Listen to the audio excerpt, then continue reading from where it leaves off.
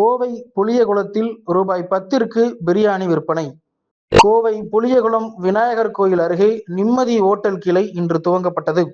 இதன் துவக்க விழாவை முன்னிட்டு ஓட்டல் உரிமையாளர் நிம்மதி இஸ்மாயில் 10 ரூபாய்க்கு சிக்கன் மற்றும் பீஃப் பிரியாணி விற்பனை செய்யப்படும் என அறிவித்தார். இதனை அடுத்து 10 ரூபாய்க்கு பிரியாணி வாங்க காலை முதலே ஓட்டல் பகுதியில் பொதுமக்கள் குவிந்தனர். மேலும் பிரியாணி விற்பனை துவங்கிய 1 மணி நேரத்தில் 2000 பிரியாணிகள் விற்று தீர்ந்தது. பலர் 2 முதல் 5 பிரியாணிகளை வாங்கி சென்றனர்.